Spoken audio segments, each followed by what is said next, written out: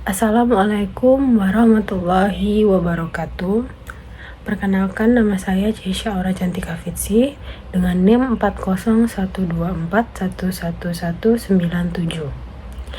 Di sini saya ingin membuat video dengan materi garis pangkal dalam hukum laut internasional untuk memenuhi tugas dari Bapak Sintong. Baiklah, di sini yang pertama itu saya akan membacakan pendahuluannya dulu. Dalam hukum laut internasional, salah satu konsep yang sangat penting adalah garis pangkal atau bisa disebut dengan baseline. Garis pangkal ini menjadi dasar utama bagi suatu negara untuk menentukan batas wilayah lautnya. Ketentuannya mengenai garis pangkal diatur dalam UNCLOS 1982 yang merupakan konvensi hukum laut internasional yang menjadi pedoman bagi negara-negara di dunia dalam mengatur wilayah laut. Tanpa adanya garis pangkal, suatu negara tidak dapat menentukan secara sah batas laut teritorial, zona ekonomi eksklusif, maupun landasan kontinen. Jadi bisa dikatakan garis pangkal ini adalah garis pangkal titik awal dari seluruh pengaturan wilayah laut suatu negara. Baiklah, di sini ada pengertian dari garis pangkal. Secara sederhananya itu, garis pangkal adalah garis imajiner yang ditarik di sepanjang pantai suatu negara yang digunakan sebagai titik awal untuk mengukur lebar laut teritorial dan zona-zona maritim lainnya. Dari garis ini itu kemudian dihitung laut teritorial itu sejauh 12 mil laut, zona tambahan sejauh 24 mil laut, zona ekonomi eksklusif atau ZEE sejauh 200 mil laut, dan yang terakhir itu landasan kontinennya. Karena itu, penentuan garis pangkal sangat menentukan luas atau sempitnya wilayah laut suatu negara. Baik, yang selanjutnya saya akan menjelaskan jenis-jenis dari garis pangkal. Berdasarkan slide, terdapat 3 jenis garis pangkal yang dikenalkan. Berdasarkan foto tadi ya, terdapat 3 jenis garis pangkal yang dikenal dalam hukum laut internasional, yaitu ada garis pangkal biasa, garis pangkal lurus, dan garis pangkal kepulauan. Nah, sekarang saya akan menjelaskan satu-satu dari garis pangkal biasa, lurus, dan kepulauan. Yang pertama itu ada garis pangkal biasa atau normal baseline. Garis pangkal biasa adalah garis yang mengikuti lekuk pantai pada saat air laut surut terendah atau low water line. Artinya, garis ini mengikuti bentuk alami pantai suatu negara. Jika pantai suatu negara relatif lurus dan tidak terlalu berlekuk-lekuk, maka metode ini yang digunakan. Dasar hukumnya itu terdapat dalam pasal 5 UNCLOS 1982. Ciri-cirinya itu mengikuti garis pantai secara alami, tidak ditarik secara lurus, memotong laut, dan digunakan pada negara dengan pantai yang stabil dan tidak terlalu kompleks. Metode ini adalah metode yang paling umum dan paling sederhana ya.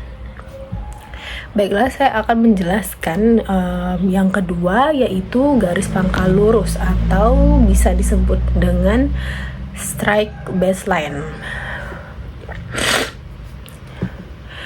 Garis pangkal lurus adalah garis yang ditarik dengan menghubungkan titik-titik terluar dari pantai atau pulau-pulau kecil yang berada di dekat pantai sehingga membentuk garis lurus.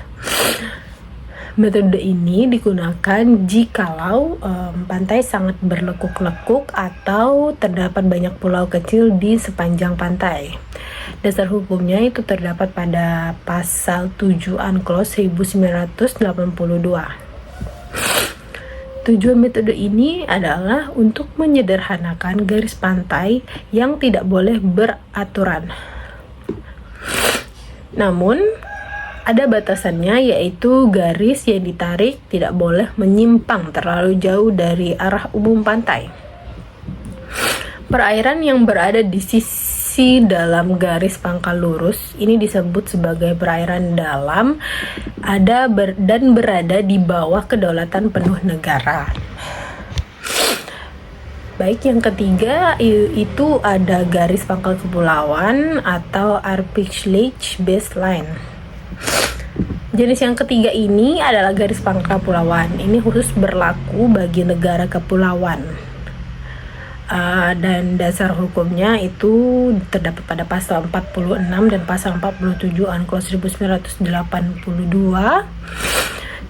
Dan metode ini dilakukan dengan cara menghubungkan titik-titik terluar dari pulau-pulau dalam suatu negara sehingga membentuk satu kesatuan wilayah.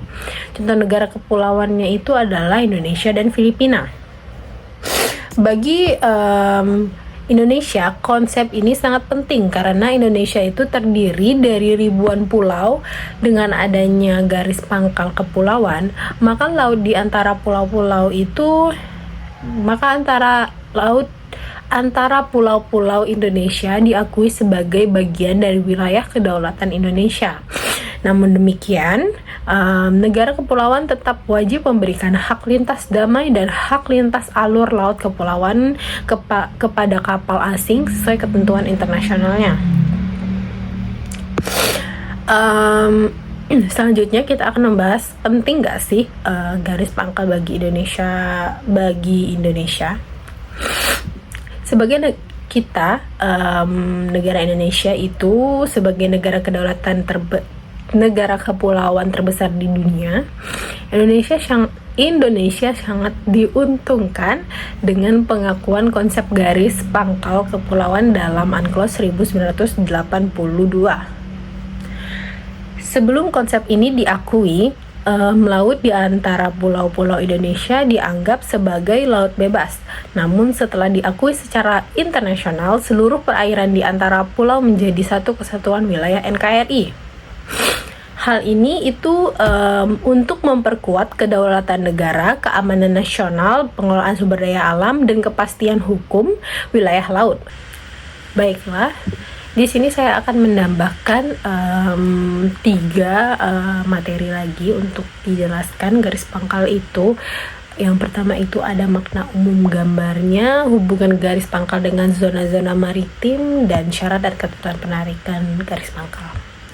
Yang pertama itu saya akan menjelaskan makna umum gambarnya.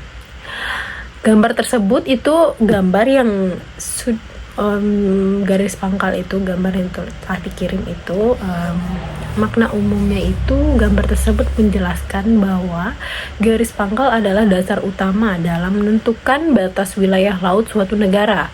Dari garis-garis pangkal inilah kita bisa menghitung laut teritorial tadi, zona tambahan, ZEE, dan landasan kontinen. Dengan kata lain, tanpa garis pangkal, negara ini bisa menentukan secara sah batas wilayah lautnya menurut hukum laut internasional. Yang selanjutnya itu ada hubungan garis pangkal dan zona-zona maritim. Garis pangkal ini menjadi titik awal pengukuran sebagai zona laut, yaitu ada laut teritorial. Itu negara memiliki kedaulatan penuh, tetapi tetap harus memberikan hak lintas damai kepada kapal asing. Yang kedua, itu ada zona tambahan, negara berwenang melakukan pengawasan terhadap pelanggaran kepabean fisikal, imigrasi, dan kesehatan. Yang ketiga itu ada zona ekonomi eksklusif. Negara memiliki hak berdaulat untuk eksplorasi sumber daya alam, pengelolaan perikanan, eksplorasi minyak dan gas. Dan yang keempat itu ada landasan kontinen, wilayah dasar laut yang dapat diperluas hingga 350 mil laut dalam kondisi tertentu. Semua zona tersebut diukur dari garis pangkal. Jadi, jika garis pangkal berubah, maka batas seluruh zona maritim juga bisa berubah. Yang selanjutnya itu ada syarat ketentuan penarikan garis pangkal. Penarikan garis pangkal itu tidak boleh dilakukan secara sembarangan. Ada beberapa syarat penting juga ya, yaitu ada 3 ya, tidak menyimpang dari arah umum pantai. Khusus untuk garis pangkal lurus, garis yang ditarik tidak boleh menyimpang terlalu jauh dari bentuk alami pantai. Yang kedua itu harus diumumkan secara resmi. Negara wajib mengumumkan koordinasi geografi garis pangkalnya dan mendepositkannya kepada Sekretaris Jenderal PBB. Dan yang ketiga itu tidak boleh merugikan negara lain. Penarikan garis pangkal itu tidak boleh menghalangi akses laut internasional atau merugikan hak negara lain.